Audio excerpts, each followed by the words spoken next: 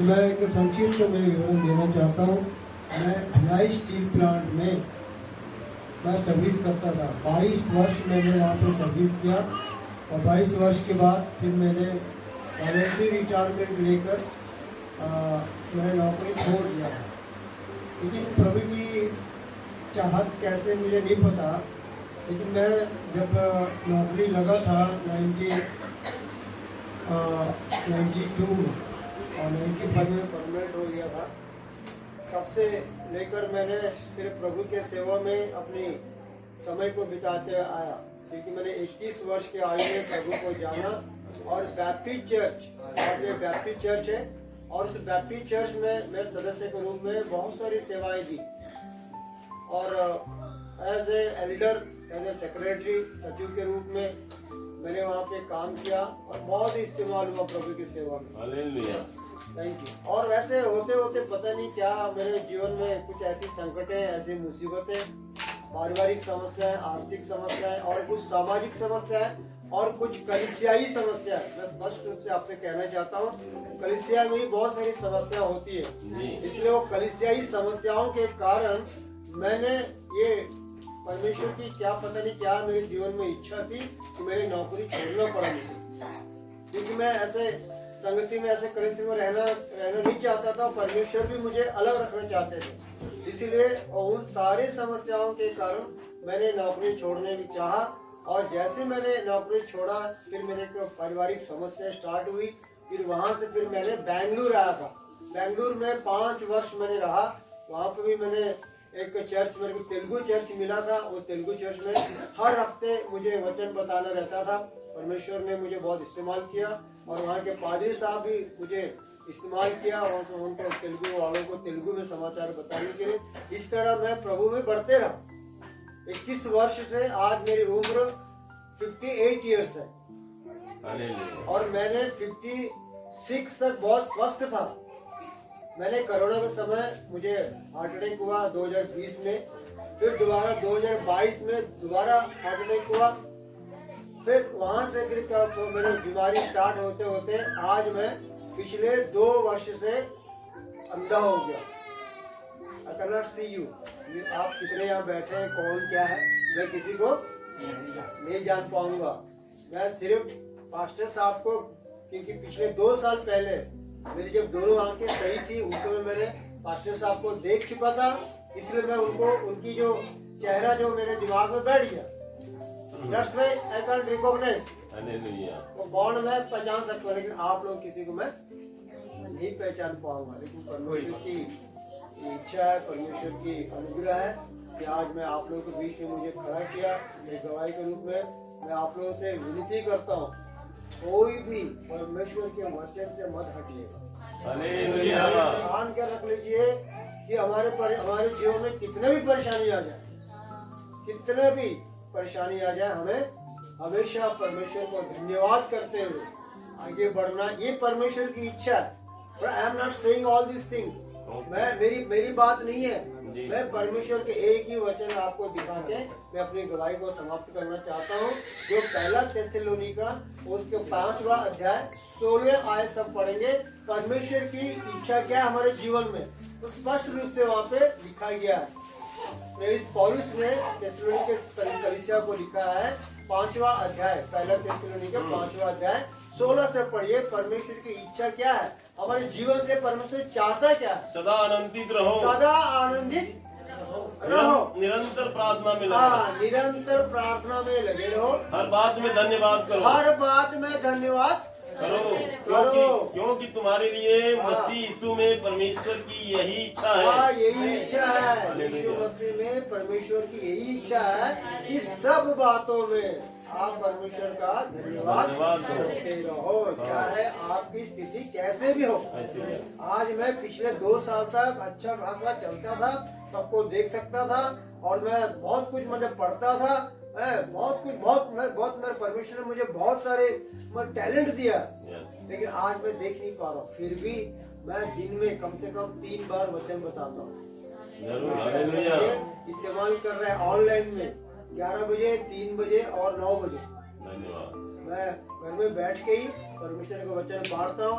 पूरे इंडिया में हैदराबाद से लेकर साउथ में ये बहुत सारे एरिया से, सब एरिया को कम से कम मतलब 15-20 लोग मिलते हैं और मैं उनको वचन बांटता हूँ बिना देखे। बहुत बहुत धन्यवाद। परमेश्वर का इतना अनुग्रह मुझ पर है क्योंकि मैं शुरू से ही 21 वर्ष से ही मैं प्रभु में ही चला, मैं प्रभु में चला, कहीं से हटा नहीं, इधर उधर नहीं हटा।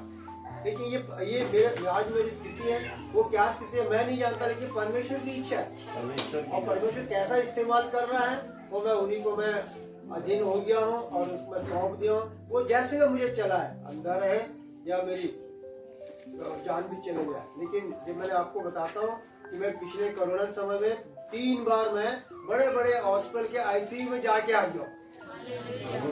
3 बड़े बड़े हॉस्पिटल, बेंगलुरु के अपोलो हॉस्पिटल, चेन्नई के विजय हॉस्पिटल, बहुत बड़ा हॉस्पिटल जहाँ पे फिल्मी हीरो हीरोइन लोग एडमिट होते हैं, और वहाँ से लेके फिर सीएमसी वेल्लूर, इंडिया का top most CMC Vellore, Christian medical college Vellore, वहाँ पे भी मैंने जब सेकंड अटैक हुआ वहाँ पे एडमिट हुआ, वहाँ से ही बाहर आ गया। मुझे बचा के आज 5 साल से मैं जीवित हूँ। 2020 से जीवित हूँ। मैंने जब 2022 में जब मेरे सीएमसी वेल्लूर में एडमिट था, वहाँ पे मेरे हार्ट को वहाँ पे पिक्चर में दिखा रहे थे, डॉक्टर ने बोला कि तुम्हारा बहुत क्रिटिकल हो गया, पहले एक बार अटैक आया लेकिन दोबारा अटैक में आपका हृदय बहुत कुछ चेंज हो गया, बहुत बिगड़ गया है, अब इसको कुछ भी नहीं कर सकते। उस समय मेरे ब्रीफकेस में 22 लाख रुपए था, 22 लाख रुपए था। बोले कि 7-8 लाख लगेगा, बोले बाईपास कर दो। लेकिन जब मैं ऑपरेशन थिएटर में गया, डॉक्टर लोगों ने देखा, बोले कि बहुत गंभीर स्थिति में है। फिर 3-4 लोग डॉक्टर लोग बैठ के डिस्कस कर रहे हैं, बोले कि ऐसे स्थिति में क्या कर सकते हैं, हम कुछ नहीं कर सकते। मैं वो लोग इंग्लिश में बात कर रहे थे, साउथ वाले थे, तो मैं सबकी बातें सुन रहा था, मुझे सुनाई पड़ रहा था, लेकिन मेरे को रोना आ रहा था। तो डॉक्टर साहब ने आके पूछे क्यों रो रहे हो, वो क्या सोचे मैं डर गया करके उन्होंने सोचे, लेकिन मैंने बोला मैं डर नहीं गया हूँ, मैं इसलिए रो रहा हूँ, मैं एक क्रिश्चियन हूँ, मैं यीशु मसीह को ग्रहण किया हूँ, मैं इसलिए रो रहा हूँ कि परमेश्वर ने अब तक मुझे जो बचाया, इसके लिए रो रहा हूँ मैं, है ना, इसलिए रो रहा हूँ। क्योंकि और उसी समय मैंने मांगा कि प्रभु मुझे और 3.5 साल मात्र बचा के रखिए, क्योंकि उसी समय मेरा बड़ा बेटा, छोटा बेटा, एक ही लड़का है, वो बेटा इंजीनियरिंग में एंट्री किया था और मैं ये दिमाग में ख्याल आ रहा था, बोले कि मैं कुछ मर जाऊंगा, कुछ हो जाएगा तो मेरे लड़का डिस्टर्ब हो जाएगा। इसलिए मैंने मांगा परमेश्वर से कि मात्र 3.5 वर्ष मुझे बचा के रखिए। लेकिन आज 5वां साल चल रहा है, आज मैं जीवित हूँ, मेरा बेटा इंजीनियरिंग कर लिया है और चेन्नई में नौकरी भी पा लिया है ना, तो पेमेंट भी उठाया, मैंने गवाही दिया था पास्टर साहब को। इस तरह परमेश्वर की अगर उसको हम हमेशा उसके धन्यवाद करते रहेंगे, उसके मार्ग में चलते रहेंगे और परमेश्वर की जो इच्छा है उसमें अगर हम चलते रहेंगे तो बहुत बड़े बड़े आशीष हम देखेंगे। हमारा शारीरिक स्थिति कैसे भी हो, हमारी आर्थिक स्थिति कैसे भी हो, हमारी पारिवारिक स्थिति कैसी भी हो, हमारी सामाजिक स्थिति कैसे भी हो, लेकिन हमेशा हर बात के लिए परमेश्वर को धन्यवाद करना नहीं भूलना। यही मेरी आप लोगों से गुजारिश है कि आप हर परिस्थिति में आपको परमेश्वर को धन्यवाद करते हुए परमेश्वर के मंदिर में, परमेश्वर के सानिध्य में, उसकी उपस्थिति में हर हफ्ता आइए, हर हफ्ते परमेश्वर के सानिध्य में रहते हुए परमेश्वर का वचन सुनते रहिए, पास्टर साहब का वचन सुनते रहिए और उसमें आगे बढ़ते जाइए। ये मेरी इच्छा आप लोगों से, क्योंकि मेरी इच्छा नहीं है, परमेश्वर की इच्छा है, अंतिम इच्छा। तो अब तक मेरी गवाही को आपने सुना, धन्यवाद। और परमेश्वर के दास हमें अवसर दिया, इसलिए भी पौलुस ने 2 कुरिन्थी 12 अध्याय और उसका 7 वचन से जब हम पढ़ते हैं तो वहाँ पे लिखा है प्रकाशनों की बहुतायत के कारण मेरा मन भूल जाए, इसलिए शैतान के दूत ने गुस्सा मारा और उसके शरीर में कांटा चुभाया और उसके लिए मैंने 3 बार क्या किया, बोलता है विनती की, परंतु प्रभु ने कहा मेरा अनुग्रह तेरे लिए काफी है। जोर से बोले हालेलुया। हमारे जीवन से बड़ा और प्रभु के अनुग्रह से बड़ा और क्या चीज हो सकता है? कोई अपने प्राण के बदले में कुछ दे सकता है क्या? भैया जी ने बोला कि मेरे पास 22 लाख रुपए था और उसमें से 7 लाख रुपए लगेंगे ऑपरेशन करके मुझे ठीक कर दो, लेकिन उसकी भी जरूरत नहीं पड़ी। आपके सामने गवाही के में ऐसी खड़े हैं जिसको हार्ट डिजीज रहता है, कितना मुश्किल है, लेकिन प्रभु की इच्छा को पूरा कर रहा है, प्रभु को हर एक बातों के लिए क्या कर रहा है, धन्यवाद दे रहा है। जो जीवन दिया उसको लिए प्रभु को धन्यवाद। मैंने पिछले समय में एक बात बताई थी, मैं संदेश के दौरान बताऊंगा। आइए मैं हम लोग प्रभु को बहुत बहुत धन्यवाद करेंगे कि आज यहाँ पर आप बैठे हैं, यूं भी नहीं बैठे हैं। समझ में आ रहा तो बोले हालेलुया। प्रभु की मर्जी से हम लोग यहाँ पे बैठे हैं और आज एक अवसर प्रभु ने दिया कि हम प्रभु के वचन को मनन कर सकते हैं, सुन सकते हैं और उस पर चल सकते हैं। और सबसे बड़ी बात, हमारा प्राण जीवित है। हमारा प्राण क्या है? जीवित है। डर तो सबको लगता है, डर तो क्या लगता है? सबको लगता है। इसलिए हम परमेश्वर के वचन के लिए जोर से हम क्या बजाएंगे? तालियां बजाएंगे। बहुत बहुत धन्यवाद करते हैं प्रभु के नाम की। और इस सुबह के समय में सभी भाई बहन का प्रभु की उपस्थिति में स्वागत करता हूँ। तो कितने लोग आज सत्य संदेश के लिए अपने आप को तैयार किया है? प्रभु को दिखाइए कि आज मैं परमेश्वर के वचन के लिए अपने आप को तैयार किया। आज एक विशेष विषय के ऊपर मैं बात करूंगा। तो सबसे पहले हम सबके अंदर डर है, किसी बात को लेकर डर है, अपना अपना डर आप जाहिर कर सकते हो। किस बात का डर है? बोलिए। किसी बात को लेकर आप डरते हैं? डरना नहीं चाहिए, लेकिन सब लोग डरते हैं। सब डरते हैं। सही है ना? डरना तो नहीं चाहिए, लेकिन सब लोग डरते हैं। मौत से डरते हैं। यदि सामने मौत खड़ा हो तो डर लगता है। जोर से बोले हालेलुया प्रभु के नाम की। अब मैं इसको सिलसिलेवार मैं आपको बताने की कोशिश करूंगा। तो सबसे पहले मेरे साथ आइए, हमें डरना नहीं चाहिए। क्यों नहीं डरना चाहिए? क्योंकि हम मरेंगे नहीं। क्यों नहीं डरना चाहिए? हम मरेंगे नहीं। लेकिन ये क्या बोल दिया आपने? हम मरेंगे नहीं। सबको मृत्यु से डर लगता है। सबको किससे डर लगता है? लेकिन बाइबल और यीशु बताता है हम मर भी जाएंगे तो भी हम विश्वास में जीवित रहेंगे। परमेश्वर ने हमें 2 प्रकार की मृत्यु के बारे में बताया। कितने प्रकार की मृत्यु? पहला मृत्यु शारीरिक और दूसरा मृत्यु आत्मिक। शारीरिक मृत्यु किसको बोलते हैं? संसार के शरीर छोड़ने। ये शरीर जिस दिन संसार को छोड़ देगा, आत्मा शरीर से अलग हो जाएगा। समुद्र की पुस्तक अध्याय 6 का 12 का 6 में लिखा है, चांदी का तार टूट जाएगा, 2 टुकड़े में हो जाएगा और सोने का कटोरा टूटेगा, मिट्टी का घड़ा टूटेगा और रहट टूट जाएगा और मिट्टी झोंकते हुए मिट्टी में गिर जाएगा। उसी समय ये शरीर जो है आत्मा को दोनों क्या हो जाएंगे? प्राण जो है अलग हो जाएगा। प्राण क्या करेगा? छोड़ देगा। हमारी श्वास क्या हो जाएगी? बंद हो जाएगी। अभी यहाँ जितने भाई बहन बैठे हैं सब लोग स्वर्ग जाना चाहते हैं। हाथ हिला के बता सकते हैं। लेकिन सबसे पहले कौन जाना चाहता है? सबसे पहले कौन जाना चाहेगा? आज तैयार है स्वर्ग जाने के लिए? पहले जाने के लिए जाएंगे। जिस दिन आप लोग इस दुनिया छोड़ेंगे उस दिन जाएंगे। और यदि आज यीशु आए, आज ही जाएंगे। गिने 2-3 लोगों ने तैयार हुआ, लेकिन मौत का डर सबको। स्वर्ग भी जाना चाहते हैं और स्वर्ग जाने के लिए एक बार मरना आवश्यक। इब्रानी की पुस्तक 9 का 27 में लिखा है, मनुष्य का एक बार मरना और न्याय का होना नियुक्त है।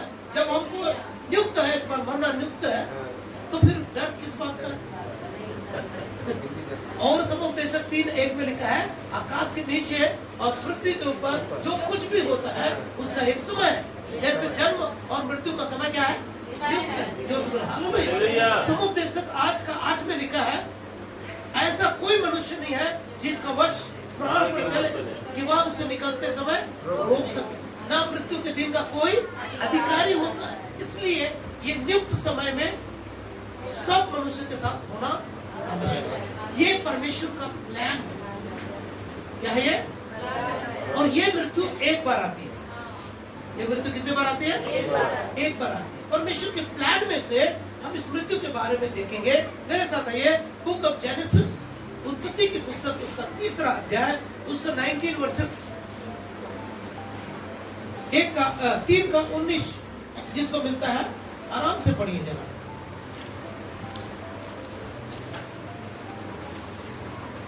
और अपने माथे के पसीने की रोटी खाया करेगा और अंत में मिट्टी में मिल जाएगा, क्योंकि तू उसी में से निकाला गया है। तू मिट्टी तो है और मिट्टी ही में फिर मिल जाएगा। जोर से बोले हालेलुया। ये किसका प्लान है? मनुष्य मिट्टी से निकला है और वापस मिट्टी में मिल जाएगा। ये किसका प्लान है? परमेश्वर का प्लान। परमेश्वर का प्लान है। हालेलुया। लेकिन आत्मिक मृत्यु परमेश्वर का प्लान नहीं नहीं। है, क्यों? क्योंकि इंसान आत्मिक मृत्यु इंसान एक बार मरता है, कई बार मरता है। आत्मिक रूप से, शारीरिक रूप से एक बार मरता है, लेकिन आत्मिक रूप से कई बार मरता कई बार मरता है। कैसे? जब हम प्रभु से कनेक्ट हो जाते हैं, हाँ, तभी हम जी जाते हैं, हाँ, प्रभु से दूर हो जाते हैं, आत्मा में बढ़ जाता है। आत्मिक रूप से हम क्या हो जाते हैं? मर जाते हैं। जोर से बोले हालेलुया। हालेलुया। इसके विषय में भी जरा देखिए, 2रा अध्याय, जेनेसिस चैप्टर 2 वर्सेस 16 और 17 वर्सेस को जरा पढ़ेंगे। और यहोवा परमेश्वर ने आदम को यह आज्ञा दी, तू वाटिका के सब वृक्ष का फल बिना खटके खा सकता है, पर भले या बुरे के ज्ञान का जो वृक्ष है उसका फल तू कभी न खाना, क्योंकि जिस दिन तू उसका फल खाएगा उसी दिन अवश्य मर जाएगा। मर जाएगा। उसी दिन तो अवश्य। मर जाएगा। इसको हम 2 तरह से समझेंगे। एक रूप से हम देखेंगे शारीरिक मृत्यु। क्या उस समय आदम को शारीरिक मृत्यु हुआ? क्या नहीं हुआ। लेकिन जो वचन कहा उसी दिन तू मर जाएगा। हाँ, आत्मा में मर जिस दिन खाएगा, जिस दिन खाएगा, जिस घड़ी खाएगा, उसी दिन तू क्या हो जाएगा? मर जाएगा। मर जाएगा। और सचमुच में आदम उसी दिन मर गया। आत्मा में। किस रूप में? आत्मा में आत्मिक रूप से परमेश्वर के साथ उसका संबंध खत्म। खत्म हो गया। जोर से बोले हालेलुया। हालेलुया। प्रभु के नाम की सुनते हो? आप मेरी बात समझ रहे हैं? जी। हालेलुया। आत्मिक रूप से आदम उसी घड़ी क्या हो गया? मर गया। लेकिन एक और बात है, जो उसी दिन मरेगा, उसी दिन क्या होगा? मरेगा। लेकिन आदम की कुल आयु कितना था? 930 बरस। और परमेश्वर के यहाँ एक दिन पृथ्वी के 1000 वर्ष के बराबर बराबर। है। यदि 1000 वर्ष आदम पार कर लेता तो वो दूसरा दिन हो जाता। सही है ना? उसी दिन का मतलब समझ रहे हैं? लेकिन आप और मैं क्या 930 वर्ष तक जीवित रहते हैं? नहीं रहते। क्या कारण है? कि मनुष्य का आयु धीरे धीरे धीरे धीरे क्या होते गया? बढ़ते गए। अब वैज्ञानिक लोग बहुत सारे इसका वो बताएंगे, कारण बताएंगे। जब तक नूह का जल प्रलय नहीं आया था तो अल्ट्रावायलेट रेस को क्या करता था? जो पानी है उसको रोक रखा था, इसलिए मनुष्य जल्दी बूढ़ा नहीं होता था। ये वैज्ञानिक कारण है। लेकिन परमेश्वर से दूर जाने के कारण आज देखिए, परमेश्वर ने जैसे उत्पत्ति की पुस्तक उसका 6ठा अध्याय में हम पढ़ते हैं, मनुष्य का आयु कितना वर्ष होगा? लो, अब मैं मनुष्य की आत्मा से विवाद करता न रहूंगा, इसलिए मनुष्य का आयु 120 वर्ष होगी। पर 120 वर्ष जीने वाला दिखता है यहाँ पे? नहीं दिखता है। जोर से बोले हालेलुया। हालेलुया। उस आंकड़े को पार करता है? नहीं, पाप के कारण वो मनुष्य वहां तक पहुंच ही नहीं पाता है। नहीं। लेकिन धर्मी लोग बहुत दिन तक जीवित रहेंगे। बीते सप्ताह मैंने जो वचन बताया था उसमें मैंने एक वचन बताया था, धर्मी लोगों को परमेश्वर दीर्घायु से, तृप्त करता है। दीर्घायु से, हाँ, जिसमें हम बहुत सारे धर्मी लोगों के बारे में पढ़ सकते हैं। हम अय्यूब के बारे में पढ़ सकते हैं, वो अपनी 4 पीढ़ी तक को उसने देखा। जोर से बोले हालेलुया। प्रभु के नाम की स्तुति हो। तो शारीरिक मृत्यु और आत्मिक मृत्यु, कितने प्रकार की मृत्यु है? दोनों मृत्यु को समझ में आ गया। तो अब हमें किस बात का डर होना चाहिए? ये तो परमेश्वर का प्लान है कि शारीरिक मृत्यु होना एक बार नियुक्त है और न्याय का होना भी नियुक्त है। लेकिन जब तक हम जीवित हैं, जो बोले हालेलुया, जब तक हम जीवित हैं, सलमान भैया ने क्या कहा? हमें प्रभु का क्या करना? वो अपनी इच्छा से नहीं बोला, ये परमेश्वर की इच्छा है। और बाइबल में कोड है, जोर से बोले हालेलुया। और उसने स्पष्ट रूप से कहा कि किसी बात की चिंता नहीं करना और हमें सब बातों के लिए क्या करना, धन्यवाद करते रहना। प्रभु के नाम की, आप मेरी बात समझ रहे हैं? हमें धन्यवाद करना चाहिए। जीवित है इसलिए धन्यवाद करना चाहिए। यदि किसी तकलीफ में है तो भी प्रभु को धन्यवाद, तकलीफ है लेकिन अभी तक प्राण जिंदा है, अभी तक हम प्रभु ने हमारे दोनों पैरों में ताकत दिया, खड़े हैं, इसलिए प्रभु को धन्यवाद करना चाहिए। प्रभु के नाम की। मैंने बीते समय में 2 व्यक्ति के बारे में बताया था। दोनों व्यक्ति मंदिर में है, एक मंदिर के बाहर है भीख मांग रहा, और एक आदमी मंदिर के अंदर क्या कर रहा है, धन्यवाद दे रहा है, प्रार्थना नहीं धन्यवाद कर रहा है। किस बात के लिए धन्यवाद कर रहा है? अपने दोनों हाथों के लिए उठा के कह रहा है, प्रभु तूने मुझे 2 हाथ दिया, धन्यवाद। तूने मुझे आंखें दिया, धन्यवाद। तूने मुझे जीवन दिया, श्वास दिया, धन्यवाद। दूसरा व्यक्ति, वो भी भिखारी है, वो भीख मांग रहा है। उसकी आवाज को सुनकर उसको क्रोध आया, मंदिर के भीतर गया और वो कुड़कुड़ाने लगा। क्या करने लगा? कुड़कुड़ाने लगा। वो भी आंख बंद करके प्रभु को कोस रहा है, बैठ के क्या कर रहा है, तूने मुझे कपड़ा नहीं दिया, खाना नहीं दिया, मेरा बेहाल है, सारी सृष्टि को तू चलाता है, मेरे लिए तेरे पास कुछ भी नहीं है। न जाने सारी बातों के लिए क्या कर रहा था, कुड़कुड़ा था। और ये व्यक्ति क्या कर रहा था, चिल्ला चिल्ला के प्रभु को धन्यवाद दे रहा था। बहुत चिढ़ हो गया, क्या हो गया, क्रोध में आ गया। और क्रोध में आके उस आंख खोलकर देखता है 2 व्यक्ति धन्यवाद दे रहे थे, उसके दोनों पैर ही नहीं। सुन रहे हैं? जो व्यक्ति प्रभु को धन्यवाद दे रहा था उसके पास दोनों पैर ही नहीं, और जो कोस रहा था उसका, वो भी भिखारी था, ये भी बेहाल था, लेकिन उसके पास 2 पैर। उसको कितना ज्यादा धन्यवाद देना चाहिए था? और उसको छोड़िए, आपको मुझको कितना धन्यवाद देना चाहिए? दोनों को छोड़िए, हमारी दोनों स्थिति से बेटर स्थिति में है, हमें तो और ज्यादा धन्यवाद देना चाहिए। लेकिन बहुत लोग हैं जो रोज कुड़कुड़ाते हैं प्रभु से, रोज क्या करते हैं, कुड़कुड़ाते हैं। जोर से बोले हालेलुया। अब हम विषय के ऊपर जाएंगे, मेरे साथ आइए। Book of John chapter 11 versus 25, यूहन्ना का सुसमाचार उसका 11वां अध्याय और 25 वचन।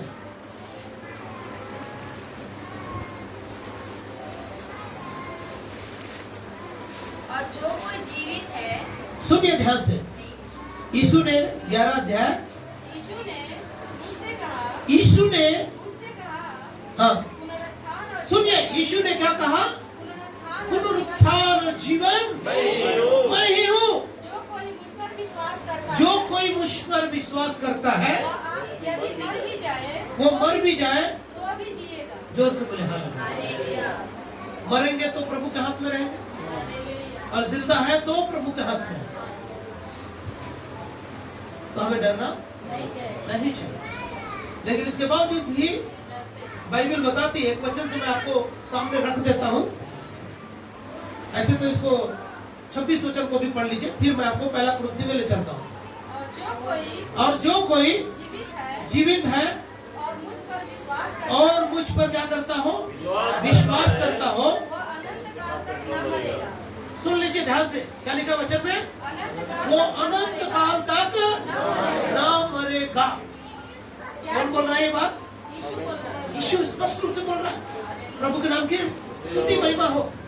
जोर से बोलिए सब लोग कि मैं सदा काल के लिए क्या रहूंगा, जीवित रहूंगा। इससे बड़ी प्रतिज्ञा और क्या हो सकती है? इससे बड़ा खुश और धन्यवाद देने के लिए हमारे पास और क्या कारण हो सकता है? जब 2 पैर ना होने के बावजूद भी एक भिखारी प्रभु को क्या दे सकता है, धन्यवाद दे सकता है। और दोनों हाथ दोनों पैर रहने वाला व्यक्ति प्रभु को क्या कर रहा है, कोस रहा है। और हमारे पास अनंत जीवन है। जोर से बोले हालेलुया। हमें तो ज्यादा धन्यवाद देना चाहिए। लेकिन जब हम दूसरा कुरिन्थी 5 अध्याय को जब हम पढ़ते हैं, आइए वहां पर एक वचन है, यहाँ पे लिखा है स्वर्गीय घर के बारे में, और उसका दूसरा वचन से हम पढ़ेंगे। इसमें मतलब इस देह में तो हम कराहते और बड़ी लालसा रखते हैं अपने स्वर्गीय घर मतलब स्वर्गीय देह को पहन ले। कि इसके पहनने से हम नंगे न पाए जाए। जोर से बोले हालेलुया। ये आत्मिक देह, जब तक आत्मा में आदम और हवा एक दूसरे को देखते थे, परमेश्वर के सम्मुख उपस्थित रहते थे, लेकिन वो नंगे थे, लेकिन नंगे नजर क्योंकि वो कैसे थे? आत्मिक थे। और रोमियो 8:4 में लिखा है, आध्यात्मिक मनुष्य आत्मा की बातों पर मन लगाता है, पर जो शारीरिक है वो शरीर की बातों पर। और ये शरीर जिसको हम उतारना नहीं चाहते, क्या लिखा है वहाँ पे? इस देह में कराहते हैं और बड़ी लालसा रखते हैं कि हम अपने स्वर्गीय घर को पहन ले। इसके पहनने से हम नंगे न पाए जाए और इस डेरे में रहते हुए बोझ से दबे कराते हैं।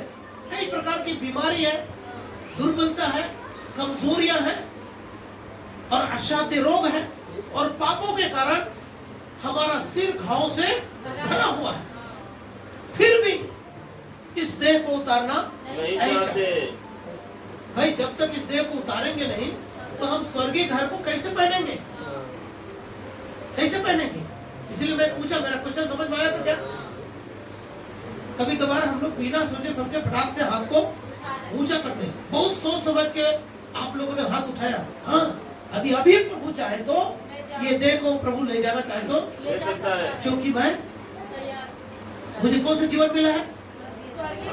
अनंत जीवन मिला है। और यदि मैं मर भी जाऊं तो भी मैं विश्वास के कारण मैं अनंत काल के लिए जीवित रहूंगा। इस वचन का जो लोग विश्वास करते हैं हाथ हिला के प्रभु को धन्यवाद दीजिए। मेरे पास अनंत जीवन है। हालेलुया। प्रभु के नाम की स्तुति और महिमा हो। लेकिन फिर भी इस देह को हम उतारना नहीं चाहते हैं और उसी में कराते रहते हैं।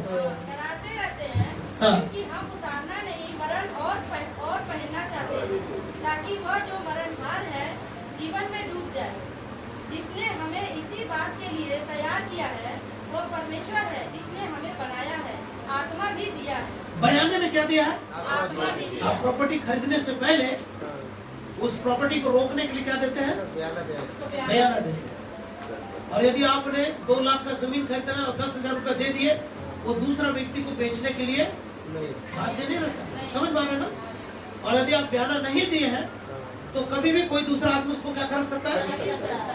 तो जिन लोगों को प्रभु ने आत्मा दिया है, पवित्र आत्मा, हाथ हिला के बोल सकते हैं, प्रभु ने मुझे पवित्र आत्मा दिया है। हमको बयाने में प्रभु ने ले लिया है। जो से बोले हालेलुया। क्योंकि यूहन्ना का सुसमाचार 3:5 में क्या लिखा है? जब तक मनुष्य जल और आत्मा से ना जन्मे वह परमेश्वर के राज्य में प्रवेश नहीं कर सकता। मतलब पवित्र आत्मा के बिना हमें अनंत जीवन की कल्पना नहीं कर सकते हैं। मेरी बात समझ पा रहा है? प्रभु के नाम की स्तुति। तो देखिए, हम इस देह को उतारना क्यों नहीं उतारना चाहते? इस देह में कराहना हमें पसंद है? इस देह में पीड़ा हमें पसंद है। खाट में पड़ा हुआ व्यक्ति भी कहता है कि और जीवित रहो, और जीवित रहो। तो भाई स्वर्ग भी जाना चाहते हैं, अनंत जीवन के अधिकारी भी बन चुके हैं, और इस मिट्टी के देह को छोड़ना भी नहीं चाहते। कैसे होगा? हमारी मर्जी चलेगा क्या? मैं यदि माइकल जैक्सन का नाम सुने होंगे तो 120-150 वर्ष तक जीवित रहने के लिए सारा इंतजाम कर चुका था। 12 डॉक्टर उसके घर में थे। कई प्रकार के लोगों को उसने खरीद के रखा था। यदि उसका किडनी फेल होगा तो किडनी दान करेगा, आंख खराब हुआ तो आंख को ट्रांसप्लांट कर लेगा। लेकिन उसके बावजूद भी वो 50 ईयर में अचानक मर गया। क्योंकि जीवन किसके हाथ में है? मृत्यु किसके हाथ में है? जोर से बोले हालेलुया। पैसा और धन कोई काम आने वाला नहीं है। इसलिए हमें डरने का जरूरत नहीं है। न बीमारी से डरना, न मृत्यु से डरना है तो परमेश्वर को भय मानना है, प्रभु से डरना और पाप से बचे रहना है। पाप से क्या रहना है? बचे रहना है। जोर से बोले हालेलुया। प्रभु के नाम की स्तुति महिमा हो। और मेरे साथ एक और वचन है, जब हम अय्यूब की किताब को पढ़ते हैं, उसका 32 अध्याय और उसका 8वां वचन को, अय्यूब की किताब, परंतु हाँ मनुष्य में आत्मा तो है ही। देखिए ध्यान से पढ़िए उस वचन को। मनुष्य के अंदर क्या है? आत्मा तो है ही, आत्मा तो है ही, सर्वशक्तिमान की दी हुई और सर्वशक्तिमान की दी हुई सांस, जो उन्हें समझने की शक्ति देता है। देखिए हमारा जो श्वास का बागडोर किसके हाथ में है? परमेश्वर के सर्वशक्तिमान के हाथ में है। हालेलुया। जो श्वास दिया है वो श्वास को कभी भी क्या कर सकता है? इसीलिए कोई डॉक्टर नहीं बता सकता है कि व्यक्ति कब मरेगा। मरने का इंतजार कर सकता है, क्या कर सकता है? मरने का इंतजार कर सकता है, लेकिन इतना घड़ी, इतना सेकंड, इतना मिनट में आदमी मर जाएगा ये डिक्लेयर है क्या?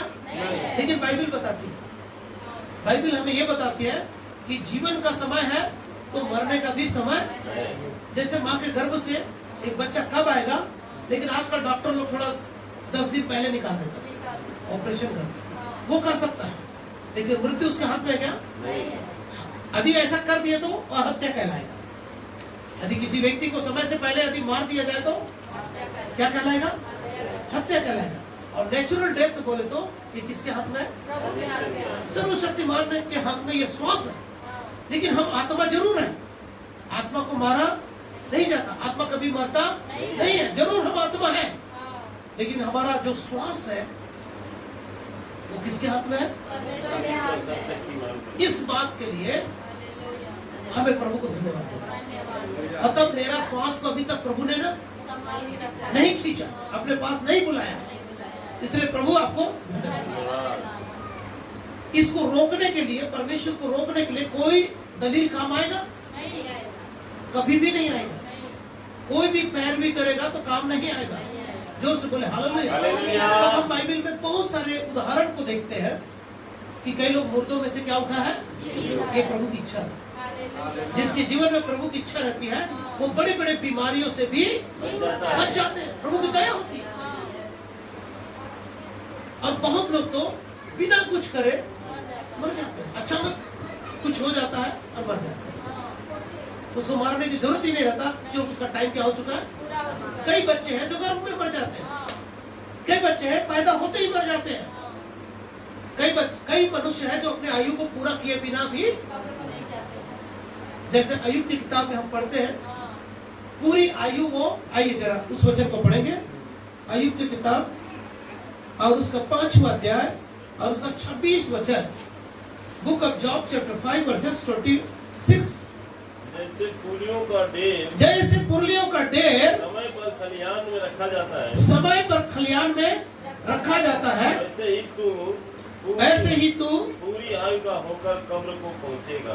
पूरी आयु, देखिए धर्मी लोग अपनी आयु को क्या करता है, इसीलिए हम भजन से नीति वचन में हम पढ़े, धर्मी लोग क्या होंगे? अपनी आयु को दीर्घायु से मैं इसे क्या करूंगा? जिसमें हम अय्यूब के बारे में देख रहे हैं, ये चौथा पीढ़ी को क्या करता है? देखता है। जोर से बोले हालेलुया। प्रभु की स्तुति महिमा हो। इसलिए भाई बहन, यदि हमें जीवन मिला है, श्वास मिला है, आत्मा मिला है, जरूर हम आत्मा है, परंतु बागडोर किसके हाथ में है? लगाम किसके हाथ में है? परमेश्वर के हाथ में है। इसलिए उससे मत डर जो तुम्हारे शरीर को घात कर सकता है। किससे डरना चाहिए? जो आत्मा और शरीर दोनों को क्या कर सकता है? नाश कर सकता है और हमें नरक में डाल सकता है। उसका भय खाना चाहिए। बिना वजह हम मृत्यु को डरते हैं, बिना कारण हम मृत्यु का भय खाते हैं। और आपको पहला कुरिन्थियों का सभी वचन को पढ़ नहीं सकते, इसलिए मैं रेफरेंस बता देता हूँ। पहला कुरिन्थियों का 15वां अध्याय उसका 24 से लेकर 26 तक पढ़ते हैं तो वहां पे 4 प्रकार के शक्तियों के बारे में वर्णन है जिसको यीशु अपने पैरों के नीचे कर लेगा। और उसके बाद कौन? मृत्यु और शैतान को सबसे अंतिम बैरी कौन है? मृत्यु है। और हमारा प्रथम दुश्मन कौन है? शैतान है। दोनों को क्या करेगा? नाश करेगा। जोर से बोले हालेलुया। और आपको आगे मैं वचन को बताते जाऊंगा। जरा उस वचन को 24 से 26 जरा पढ़ लीजिए तो थोड़ा उसमें कुछ बात है, रहस्य है, उसको थोड़ा बाद अंत होगा। उसके इसके बाद अंत होगा। उस समय वह सारी प्रधानता है, वो सारी प्रधानताएं, सारा अधिकार सारा अधिकार और सामर्थ सामर्थ का अंत करके राज्य को परमेश्वर पिता के हाथ में सौंप देगा। क्योंकि जब तक वह अपने बैरियों को अपने पांव तले ना ले आए, तब तक उसका राज करना आवश्यक है। और आगे सबसे अंतिम बैरी जो देखिए, सबसे अंतिम बैरी कौन है? मृत्यु है। वह बोलिए, मृत्यु है। प्रथम दुश्मन कौन है और अंतिम बैरी कौन है? और दोनों से लोग डरते हैं, जबकि दोनों से हमें डरना नहीं चाहिए।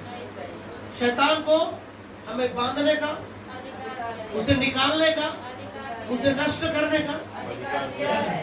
शैतान पर हमें क्या दिया प्रभु ने? अधिकार दिया है। अधिकार दिया। सांप और बिच्छू को मैंने तुझे रौंदने का अधिकार दिया है। लूका 10 का 17 से लेकर 19 तक में हम पढ़ते हैं। हमें दुष्टात्मा को निकालने का, भजन 149 वचन 8 में लिखा है, शैतान को सांकलों में और दुष्टात्माओं को लोहे की बेड़ियों में जकड़ने का अधिकार दिया है। जोर से बोले हालेलुया। अब जिसके ऊपर जो अधिकार रखता है उसी को डर लग रहा है। जिसके हाथ में क्या है? अधिकार है, और वही डर लगा, उसी को डर लगता है। कितना गड़बड़ बात है, दुख की बात है। सही है कि नहीं? या तो हमें अंडरस्टैंड नहीं है, हम समझ नहीं पा रहे हैं, हमें किससे डरना चाहिए ये मालूम नहीं है, और बिना वजह हम मृत्यु से और शैतान से क्या कर रहे हैं, जबकि मृत्यु और शैतान को हमसे डरना चाहिए। समझ में आ रहा है तो बोले हालेलुया। यदि समझ में आता तो आप जहाँ बैठे वहां से उछल जाते, आप नहीं समझ पाते। मैं क्या बोला? शैतान के ऊपर हमें अधिकार दिया, हमें बांधने का, निकालने का। जोर से बोले हालेलुया। और यहाँ तक के मृत्यु पर भी अधिकार दिया है। मालूम है यीशु ने क्या बोला? मुर्दों को जलाओ। मुर्दे को क्या करो? जलाओ नहीं, जिलाओ। दुष्ट आत्मा को निकालो, बीमारों को चंगा करो। यीशु ने अधिकार दिया कि नहीं दिया? दिया। और कितने प्रभु के सेवक लोग हैं जिनके प्रार्थना के द्वारा मुर्दा व्यक्ति क्या हो रहा है? जिंदा हो जा रहा है। सही है कि नहीं? है। कभी सुने हैं? नहीं सुन पाए। जोर से बोले हालेलुया। और यीशु ने हमें अथॉरिटी दिया, अधिकार दिया। मुर्दे जिलाओ, सुसमाचार का प्रचार करो, बीमारों को चंगा करो, मुर्दों को जिंदा करो।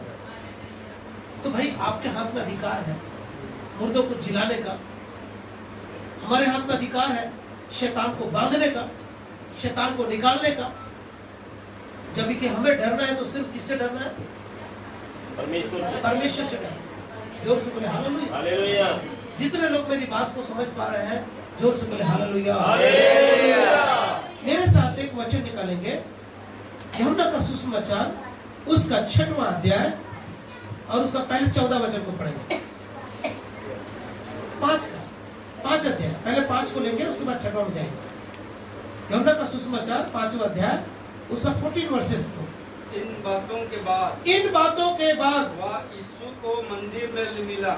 यीशु को वो 38 साल से जो व्यक्ति क्या था, बीमार था, यीशु ने उसको चंगा किया था, वो व्यक्ति मंदिर में उसको मिला।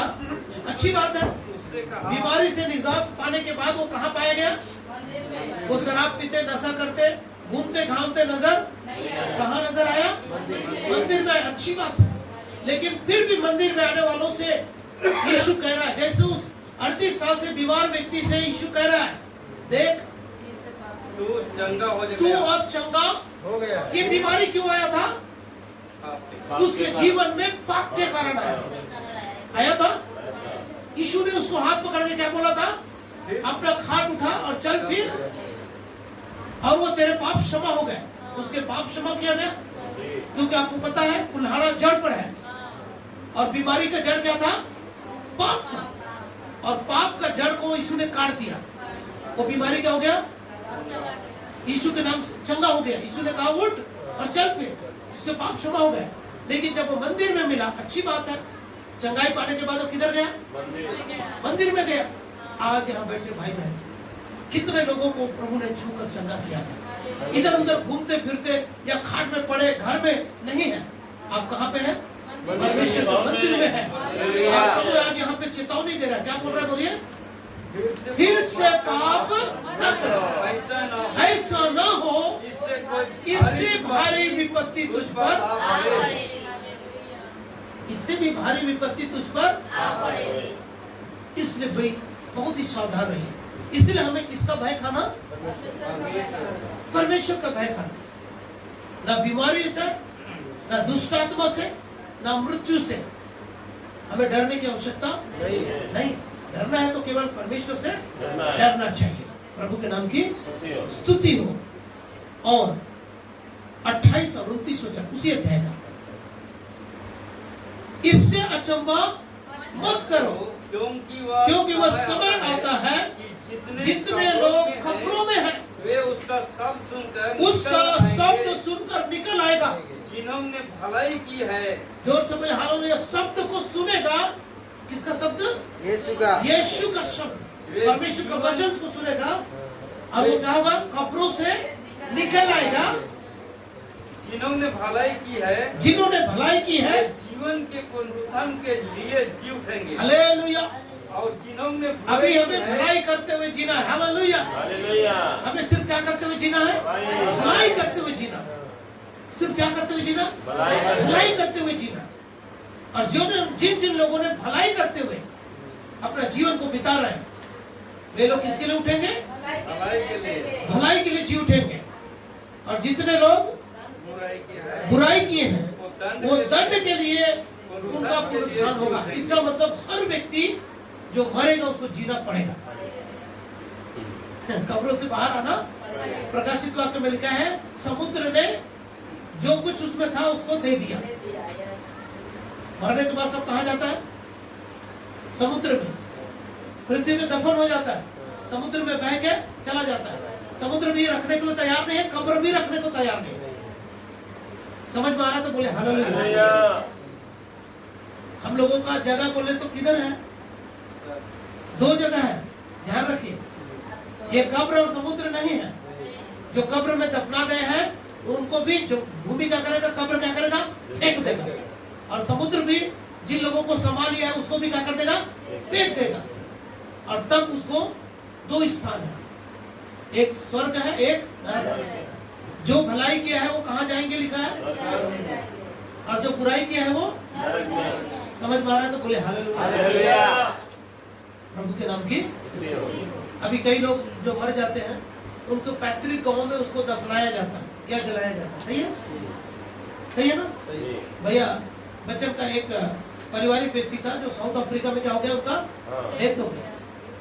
बिल्डिंग का काम कर रहा था, ऊपर से नीचे गिर गया, रीढ़ का हड्डी, कमर का हड्डी टूट गया और बहुत दिन तक इलाज करने के बाद उनका डेथ हो गया। जवान लड़का था, उसको यहाँ वापस नहीं ला जा सकता था। यदि लाएंगे तो कितना लाख रुपए लगेगा उसको? तो लगभग 12 लाख रुपए। कितना लाख? 12-15 लाख रुपए उसको आने में लगेगा। तो उनके परिवार वालों से बात किया गया कि यहीं पे दफन कर देंगे और जो पैसा बचेगा उसको आपके बच्चों के लिए, 4-5 बच्चे होंगे, उनके लिए भेज दिया जाएगा। जोर से बोले हालेलुया। प्रभु के नाम की। चाहे वो साउथ अफ्रीका में भी दफनाया क्यों ना गया हो, यदि वो भलाई करके मरा है तो पुनरुत्थान के दिन क्या हो जाएगा? जी उठेगा। जोर से बोले हालेलुया। यदि वो इंडिया के अंदर दफनाया गया होता तो भी वो दोनों बात के लिए जी उठेगा। जैसा किया है वैसा। इसलिए आज आपके साथ, मेरे साथ क्या हो रहा है, सोचिए, विचारिए और भलाई करके अपने जीवन को बिताएंगे। प्रभु के नाम की स्तुति है। अगला वचन मेरे साथ निकालेंगे, 1 कुरिन्थी उसका 15वां अध्याय और उसका वचन नंबर है 51 से पढ़ेंगे। देखो देखो मैं तुमसे भेद की बात कहता हूँ, देखो मैं तुमसे भेद की बात कहता हूँ। हम सब नहीं सोएंगे, हम सब नहीं सोएंगे मतलब नहीं मरेंगे, परंतु सब बदल जाएंगे। सब क्या हो जाएंगे? बदल जाएंगे। देखिए जो जीवित है उनकी बात हो रही, जो कब्र में है वे क्या होंगे? पुनरुत्थान के लिए जी उठेंगे। लेकिन जो जीवित है वो लोग सोएंगे नहीं, मतलब मरेंगे नहीं, मरण क्या हो जाएंगे? बदल जाएंगे। बदल जाएंगे। कैसे बदलेंगे? गेहूं का दाना देखे, गेहूं का दाना सॉलिड रहता है, भूमि में पड़ता है, सड़ता है और वो अपना देह बदल के तलवार की तरह दो धारी निकलता है, पत्ती। जोर से बोले हालेलुया। सही है, वो पत्थर को भी चीरने की ताकत रखता है। सही बात है कि नहीं? उसके बीच में कौन आ जाएगा? पत्थर आएगा तो उसको भी हटा के वो निकल आएगा। पत्थर उसको रोक सकता है क्या? इसीलिए जब कब्र में किसको रख दिया था? लाजर को। यीशु को कब्र में रख दिया, क्या ये पत्थर यीशु को जी उठने से रोक पाएगा? ये जमीन हमको रोक पाएगा? जोर से बोले हालेलुया। जी उठेगा। क्या लिखा? हम सब क्या हो जाएंगे? बदल जाएंगे। हम लोग सब सोएंगे नहीं, हम सब बदल जाएंगे। और ये क्षण भर में पलक मारते ही अंतिम तुरही फूकते ही होगा, क्योंकि तुरही फूकी जाएगी और मुर्दे अविनाशी दशा में उठाए जाएंगे और हम सब क्या हो जाएंगे? बदल जाएंगे। अभी जो भाई बहन जिंदा है उसके लिए बहुत अच्छी बात है, हमने लिखा है।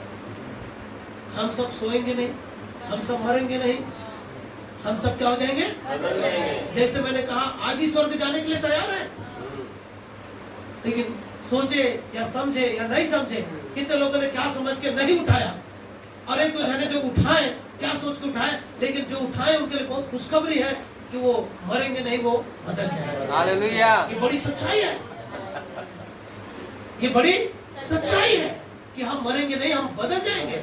अब अभी मैं पूछूं, अभी कितना लोग पहले स्वर्ग जाना चाहते हैं? मरेंगे नहीं, सिर्फ क्या हो जाएंगे? तब तो कम से कम हाथ उठाइए। अभी भी नहीं समझ पाए, सो रहे हैं क्या? ध्यान से मेरी बात को सुनिए और समझिए। उठाते समय ध्यान रखिए, क्यों हम उठा रहे हैं? हम नहीं मरेंगे, हम बदल जाएंगे। आज ही प्रभु चाहे तो आज ही हम तैयार हैं।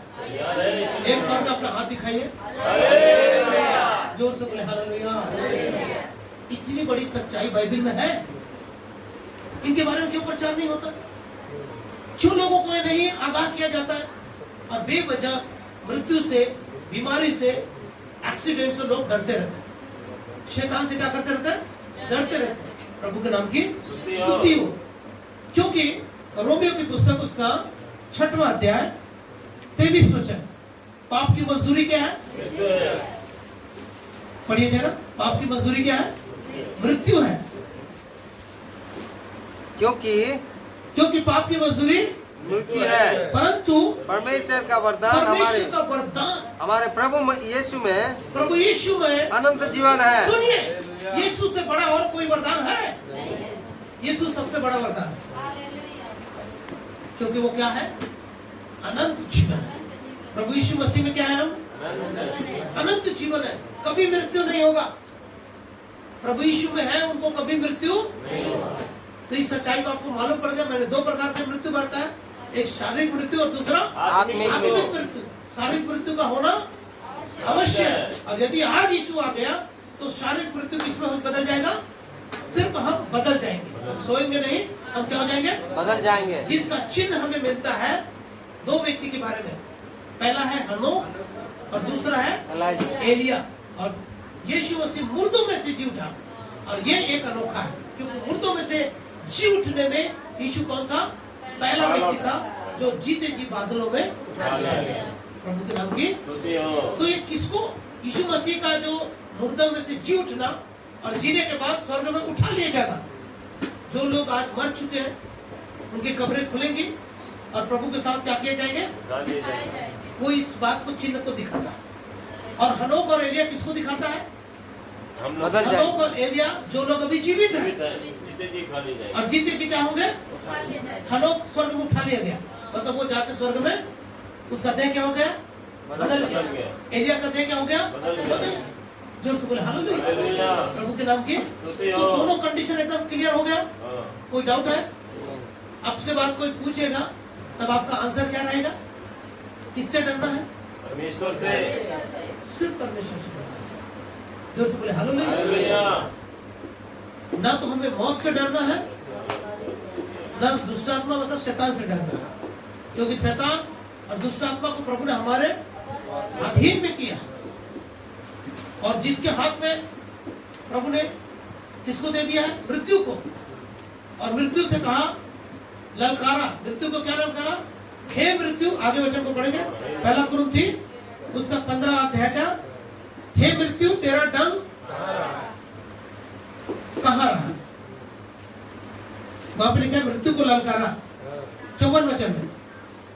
जब यह नाशवान अविनाश को पहन लेगा और मरणहार अमरता को पहन लेगा, तब वह वचन जो लिखा है पूरा हो जाएगा। जय ने मृत्यु को निगल लिया। हे मृत्यु तेरी जय कहाँ रही? हे मृत्यु तेरा डंक। अगला वचन सुनिए, मृत्यु का डंक क्या है? रोमियो 6:23 हमने क्या पढ़ा? मृत्यु पाप की मजदूरी। उसमें ये लिखा है क्या? सिर्फ पाप लिख दिया है। सिर्फ क्या लिख दिया है? चाहे छोटा पाप हो। एक उदाहरण मैं बताता हूँ। बहुत लोग चर्च आने के लिए उतना सिंसियर नहीं रहते। चर्च आने के लिए उतना सिंसियरली नहीं रहते। यदि आप घर में भी हैं, आ सकते हैं, सुनिए ध्यान से, और नहीं आते हैं, वो पढ़ने की जरूरत नहीं है, घर में जाकर पढ़िए। जकरिया नबी की पुस्तक उसका 14 अध्याय उसका 17 से लेकर 22 तक पढ़िए। वहां पे लिखा है उसके लेखे में क्या गिना जाएगा? पाप गिना जाएगा। उसके यहाँ वर्षा ना होगी और बुरी बुरी बीमारियों से वहां पे मरी फैलेगी और बुरी बुरी बीमारियों से मरेंगे, लिखा है। समझ पा रहे? और उनके लेखे में क्या गिना जाएगा? पाप गिना जाएगा। जोर से बोले हालेलुया, प्रभु के नाम की। आप चर्च नहीं आ पा रहे हैं या नहीं आना चाहते हैं या छोटी छोटी बातों के कारण अब नहीं आ पा रहे हैं, तो वहां पे स्पष्ट लिखा है उसके लेखे में क्या गिना जाएगा? पाप गिना जाएगा। हम पाप नहीं कर रहे हैं, लेकिन जब वहां पाप की मजदूरी क्या है? मृत्यु। तो जब पाप घोषित हो गया कि हम पाप कर रहे हैं, तो उसकी मृत्यु, उसका फल क्या है? मृत्यु। उसकी सैलरी क्या है? मृत्यु। लेकिन हमारा प्रभु यीशु मसीह में हमको अनंत जीवन दिया है। प्रभु यीशु मसीह में हमें क्या दिया है? अनंत जीवन दिया है। और ये हमारे लिए वरदान स्वरूप दिया। ये क्या किस रूप में दिया? वरदान के रूप में दिया है। जोर से बोले हालेलुया, प्रभु के नाम की स्तुति और महिमा हो। अब कोई व्यक्ति मर गया, क्या ऐसे प्रभु प्रसन्न होता नहीं? आइए जरा देखेंगे, मेरे साथ निकालिए यहेजकेल की पुस्तक उसका 18वां अध्याय उसका 23 वचन। बुक ऑफ यहेजकेल 18 चैप्टर 23 वर्सेस। प्रभु यहोवा की यह वाणी है। सुनिए, प्रभु यहोवा की यह वाणी है। क्या मैं दुष्ट के मरने से कुछ भी प्रसन्न होता हूँ? कुछ भी प्रसन्न होता हूँ? क्या मैं ये क्वेश्चन मार्क है। दुष्ट के मरने से मैं कुछ भी प्रसन्न होता हूँ? क्या होता हूँ मैं? दुष्ट के मरने से मैं प्रसन्न नहीं होता हूँ। और आगे, क्या मैं इससे प्रसन्न नहीं होता? क्या मैं इससे प्रसन्न नहीं होता कि वह अपने मार्ग से फिरे और जीवित रहे? हालेलुया। क्योंकि प्रभु जीवन देने के लिए आया है। यीशु ने क्या देने आया है? जीवन देने के लिए। जीवन देने के लिए आया है। इसीलिए यीशु के विषय में लिखा है, यीशु सत्य है, यीशु मार्ग, यीशु क्या है? जीवन है। और यीशु अनंत जीवन है। यीशु क्या है? अनंत जीवन है। और वो बहुतायत का जीवन देता है। कौन सा जीवन देता है?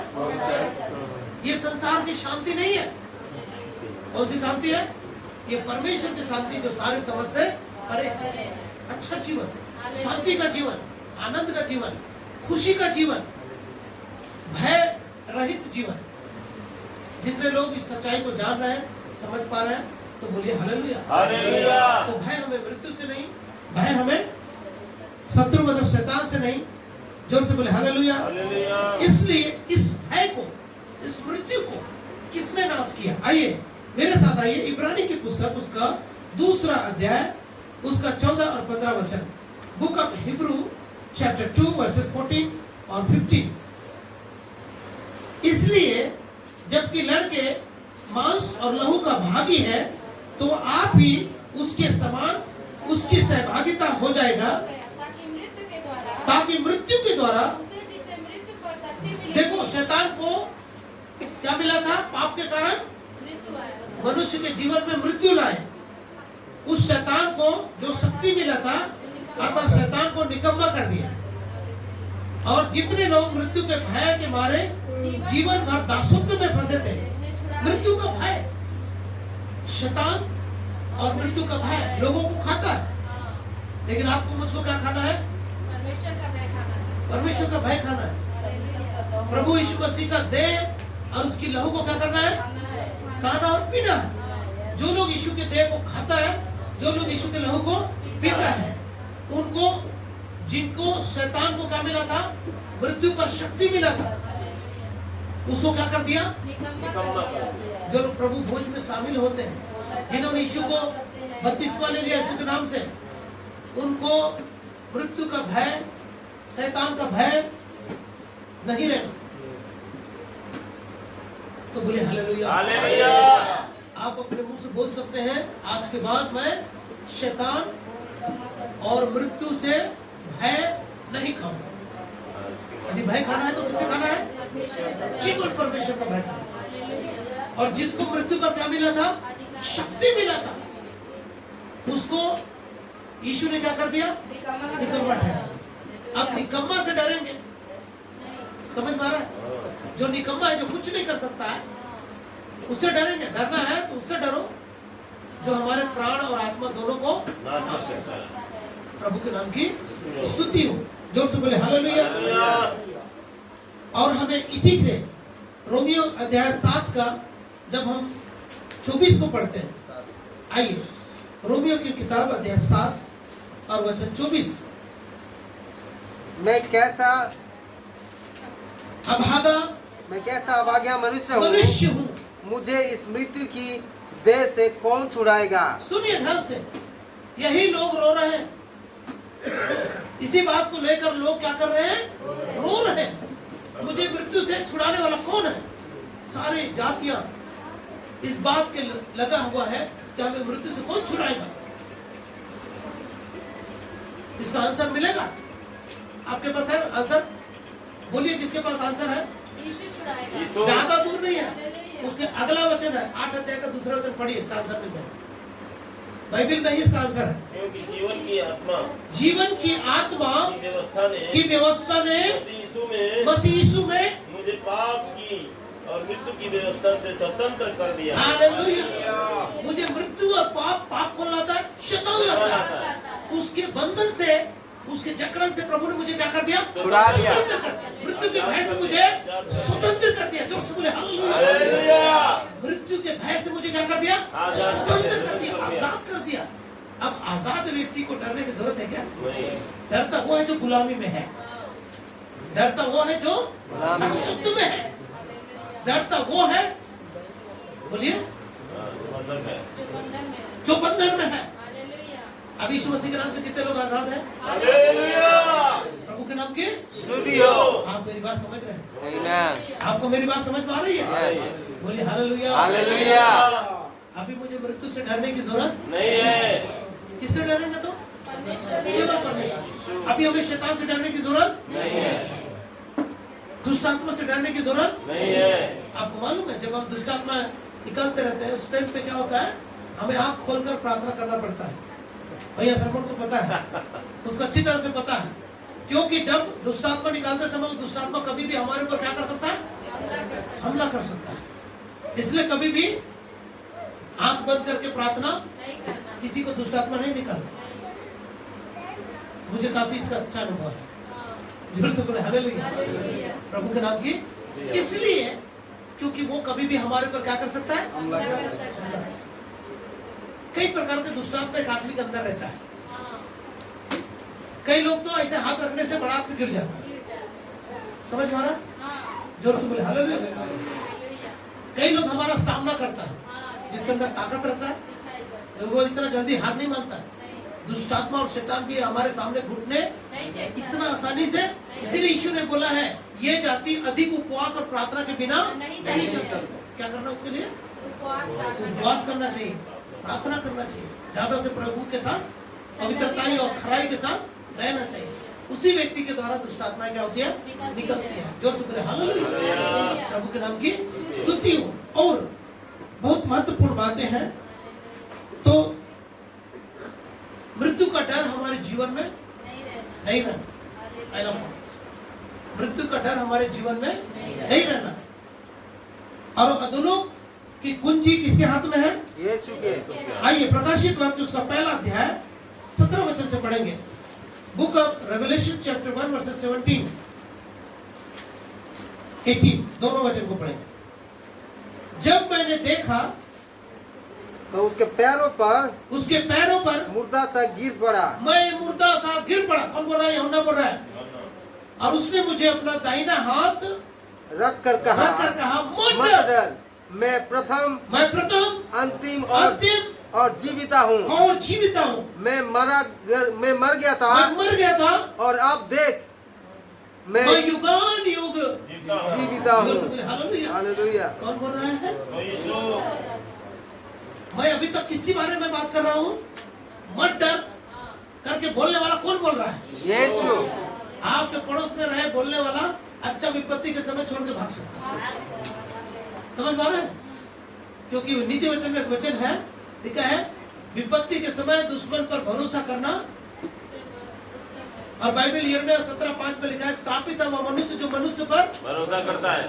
तो विपत्ति के समय यदि हम किसी पर भरोसा कर रहे हैं तो वो टूटे हुए दांत पर भरोसा करने के बराबर है। और यदि बगल में बहुत अच्छा भाई है जिस पर आपके मन में भरोसा है तो आप शापित मनुष्य करके बता रहे बाइबल सुन रहे तो बोले हालेलुया। लेकिन प्रभु पर हम भरोसा, प्रभु पर हम विश्वास, जो कह रहे हैं कि मृत्यु और अधोलोक की कुंजी मेरे पास है, इसीलिए ना मृत्यु से ना अधोलोक से हमें डरने की जरूरत नहीं। कितना अद्भुत बात हमें बाइबल में बताया गया है। आपको मेरी बात समझ में आ रहा है? मैं आपको एक सीक्वेंस में डर आपके अंदर से हटाना चाहता हूँ। पहला डर क्या था? मृत्यु का। दूसरा डर क्या है? शैतान और अधोलोक का। कुंजी उसके पास से प्रभु ने क्या कर लिया? छीन लिया। उसके हाथ में अधोलोक की कुंजी नहीं है। मृत्यु का भय इसलिए हमारे जीवन से हट गया। मृत्यु का भय हमारे जीवन से हट जाना चाहिए। जोर से बोले हालेलुया। प्रभु के नाम की स्तुति महिमा हो।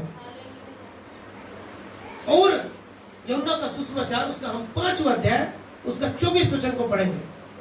Book of John chapter 5 versus 24।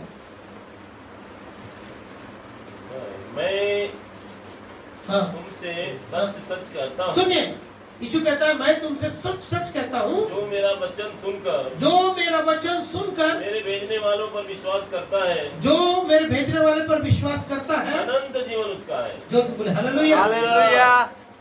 और उस पर दंड की आज्ञा नहीं होती। इसलिए हमें नहीं डरना चाहिए कि प्रभु ने हमें हमारे ऊपर से दंड की आज्ञा को हटा दिया और क्या दे दिया है? पार होकर जीवन में प्रवेश कर चुका है। वो किसको पार करके? मृत्यु को पार करके वो जीवन में क्या कर चुका है? प्रवेश कर चुका है। उसका अगला भाग को पढ़िए।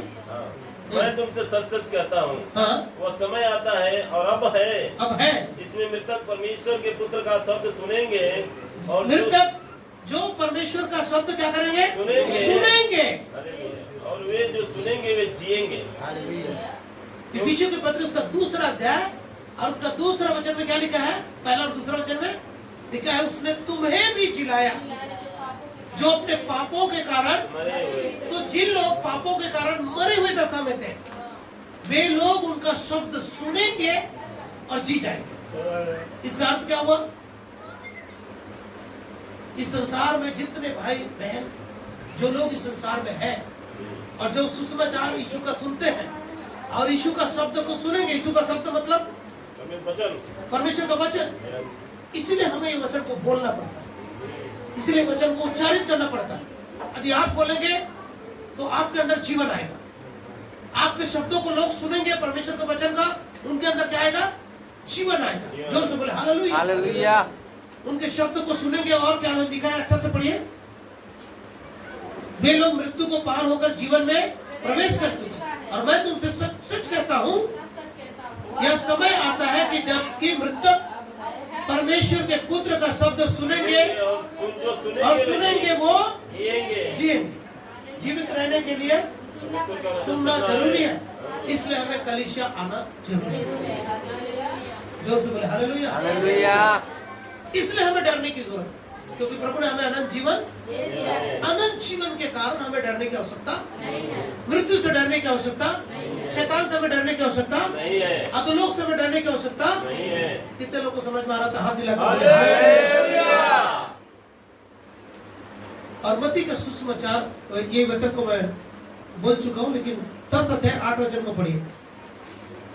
Matthew chapter 10 versus 8।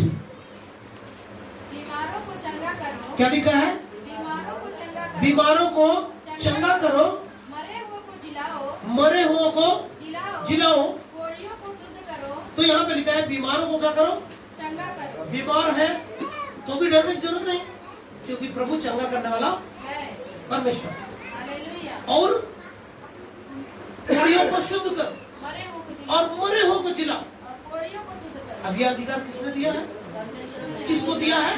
हम सभी को। सभी को। तो बोलिए ना हालेलुया। हालेलुया। मुर्दों को जिलाने की ताकत प्रभु ने आपको, मुझको दिया है, और हम मुर्दा होने के लिए डर रहे हैं। कितना हास्यास्पद बात है। कोई सुनेगा कितना बुरा लगेगा। सही बात है कि नहीं? अरे भाई, आपके हाथ में मुर्दे को जिंदा करने की ताकत प्रभु दे और मरने से डर रहे हैं। गड़बड़ बात है कि नहीं? करना है। ये सच्चाई कलीसिया को मालूम होना चाहिए। हमारे पास अधिकार क्या है? बीमारों को चंगा करने का अधिकार है, मरे हुए कोढ़ियों को शुद्ध करने का अधिकार है, दुष्टात्माओं दुष्ट आत्माओं को निकालने का अधिकार है, हालेलुया। और यहाँ तक के मुर्दे को जिंदा करने का। हालेलुया। लेकिन मौत से सब लोग डरे हुए हैं। मौत से सब लोग क्या है? डरते हैं। डरते हैं। नहीं डरना चाहिए। इसीलिए मैं आपके सामने इन बातों को आपके सामने रख दिया। जोर से बोले हालेलुया। हालेलुया। प्रभु के नाम की स्तुति हो। तो भाई बहन, मैं आपको एक और बातें हैं जल्दी से समेट देता हूँ। 5 मिनट के अंदर में मैं संदेश को कंप्लीट कर देता हूँ। कुलुस्सी की पत्री कैसे हमको वो सुनना चाहिए परमेश्वर के वचन को। आइए जरा कुलुस्सी की पत्री उसका 3 अध्याय उसका 16 और 17 वचन। मसीह के वचन को मसीह के वचन को हाँ, अपने हृदय में बसने दो अधिकार के साथ बसने दो, और सिद्ध मतलब ज्ञान- अधिक मात्रा में बसने दो। हाँ। और सिद्ध ज्ञान, परमेश्वर का वचन कौन सा ज्ञान है? सिद्ध ज्ञान है। सुन रहे हैं? अभी तक वैज्ञानिक लोगों ने जो भी रिसर्च करते हैं, हर साल एक नया रिसर्च आ जाता है। समझ पा रहे हैं? उसमें कोई ना कोई संशोधन हो ही जाता है। बड़े बड़े दिमाग वाले लोग आते हैं, उसमें कुछ चीजों को जोड़ते जाते हैं। जहां रिसर्च रुका रहता है वहीं से और आगे रिसर्च करते हैं, और वो ज्ञान बढ़ते जाता है, बढ़ते जाता है, नए नए थीसिस आते जाता है। लेकिन बाइबल में कभी कोई परिवर्तन हुआ? नहीं हुआ है। एक भी अक्षर ना बिंदु इस तरह घटा सकते हैं ना ना बढ़ा सकते हैं। ऑटो अपडेटेड बाइबल है। जोर से बोले हालेलुया। हालेलुया। मतलब आज से पहले भी हजारों वर्ष पहले के लिए भी यही वचन है, और आज भी और आज के हमारे लिए भी यही वचन है। और हमारे बाद जो आने वाला पीढ़ी है उसके लिए सोचिए, हमारे बाद जो पीढ़ी आएगी वो कितना एडवांस होंगे, हाँ, हमसे भी कितना, एडवांस उसके लिए भी यही वचन है। इसीलिए वचन में लिखा है मसीह के वचन को अधिकार के साथ अपने हृदय में बसने दो, और सिद्ध ज्ञान के द्वारा एक दूसरे को सिखाओ, चिताओ, और अपने मन में अनुग्रह के साथ परमेश्वर के लिए भजन भजन और स्तुति गान आत्मिक गीत गाओ। आत्मिक गीत गाया करो। हालेलुया। जोर से बोले हालेलुया। हालेलुया। जब ये काम हम करेंगे हम जीवित रहेंगे। हालेलुया। वचन को सुनेंगे। देखो जो कब्रों में है उसका शब्द सुनकर क्या होंगे? और आपको मुझको बोल रहा है सुसमाचार सुनाओ, हाँ, बीमारों को चंगा करो, दुष्ट आत्मा निकालो, और मुर्दे को जिलाओ। जिलाओ। कैसे जिया है? और हम क्यों विषय में बोलता है? हमारे विषय में बोलता, तुम जो पापों और अपराधों के कारण क्या थे? मरे हुए थे, उसने तुम्हें भी जिलाया। अब हम जीवित हैं। अब हम क्या है? जीवित है। जीवित है, जिनको जीवन मिल चुका है। हालेलुया। पाप क्या लेकर आया था? मृत्यु लेकर आया। लेकिन यीशु मसीह क्या लेकर आया? जीवन। अनंत जीवन लेकर आया। लेकर आया। जिसको जीवन मिल चुका है हाँ, उसे डरने की जरूरत नहीं, हालेलुया। है। उसे डरने की जरूरत, हमें मृत्यु से डरने की जरूरत, नहीं है। हमें शैतान से डरने की जरूरत, नहीं है। हमें बीमारी से डरने की जरूरत, नहीं है। इसीलिए आज साक्षात प्रभु ने सलमान भैया को हमारे बीच में भेज दिया। हालेलुया। देखो आंख नहीं है लेकिन प्रभु को धन्यवाद दे रहा है। हालेलुया। हमारा मृत्यु का डर है। हालेलुया। प्रभु के नाम की स्तुति हो। आ जाए तो आज से हम तैयार हैं। तैयार है।